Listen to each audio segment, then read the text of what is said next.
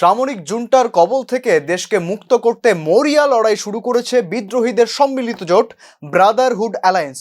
ইতিমধ্যেই তাদের হামলায় দেশের অনেক সেনা চৌকির দখল হারিয়েছে মায়ানমার সেনা। এবার 3 দিন ধরে লড়াই চালিয়ে বাংলাদেশ সীমান্ত লাগোয়া রাখাইন প্রদেশে মায়ানমার সেনা আরও সীমান্ত চৌকি দখল করল বিদ্রোহী জোট। এই খবর নিশ্চিত করেছে গণতান্ত্রিক সরকারের সংবাদ মাধ্যম ইরাবতী। প্রসঙ্গত, গত নভেম্বর মাস থেকে সামরিক জুন্টার বিরুদ্ধে ব্যাপক লড়াই শুরু করে বিদ্রোহীদের সম্মিলিত জোট ব্রাদারহুড অ্যালায়েন্স। মায়ানমারে অস্থির পরিস্থিতির জেরে সেখান থেকে পালিয়ে এসে ভারতের উত্তর পূর্বাঞ্চলের বিভিন্ন রাজ্যে আশ্রয় নিয়েছে কয়েক হাজার মানুষ। বাংলাদেশেও আশ্রয় নিয়েছে বিপুল সংখ্যক মায়ানমারের নাগরিক।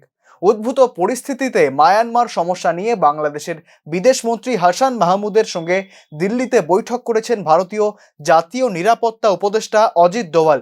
সম্প্রতি কেন্দ্রীয় স্বরাষ্ট্র মন্ত্রক জানিয়েছেন, সীমান্তকে সুরক্ষিত রাখতে মায়ানমার সীমান্তে ফেন্সিং কাঁটাতারের বেড়া দেবে ভারত সরকার।